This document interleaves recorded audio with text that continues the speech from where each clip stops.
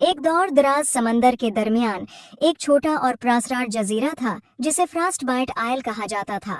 ये अपनी बर्फानी खूबसूरती और खतरनाक बर्फ में रहने वाले मगरमच्छों का था, जिनकी जल्द बर्फ की तरह सफेद थी। एक दिन एक नौजवान लड़का जिसका नाम एली था, इस जजीरे पर फंस गया।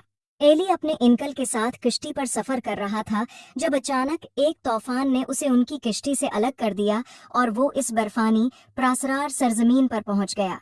जब एली ने जजीरे की तलाश की तो वो बर्फ की चमकदार गारों और ठंडी हवा से महजूज हुआ, लेकिन जल्द ही इसे खतरे का एहसास हुआ। उसने देखा कि मगरमच्छ इस पर नजर रखे हुए हैं।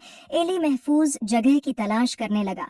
उसने इस जजीरे की कहानियां सुन रखी थी कि इस जजीरे पर एक खूबसूरत परी रहती है। उसने सोचा कि आया कहानियां सच हैं और क्या परी उसकी मदद कर सकती हैं कि वो उस खतरनाक जजीरे से बच निकले। जब सूरज गुरूब होने लगा, एली एक बुलंद तरीन चोटी पर चढ़ गया। वो सर्दी में कांप रहा था, लेकिन वो खुद को मगरमच्छ से महफूज रखना चाहता था। वो एक दरख्त की शाख पर बैठकर आसमान की तरफ देखने लगा। अचानक आसमान जीते जागते रंगों से भर गया, दलक्ष और जादुई। एली ने अपनी आंखें बंद कर लीं और दुआ की कि मैं उस जजीरे से निकल सकूं।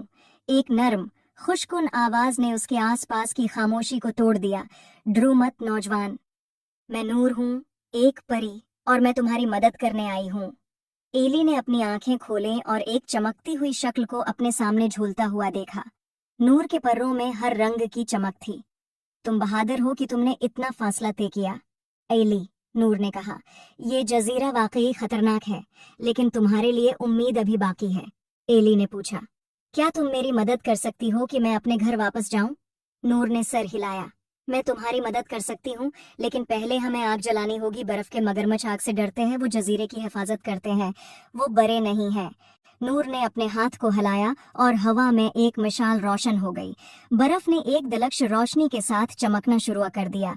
एली ने हैरत से देखा कि मगरमच्छ आहिस्ता आहिस्ता आग से डरकर अपनी छिपने की जगहों में छिप रहे हैं। तुम में एक खास सलाहियत है नौजवान, नूर ने एली से कहा।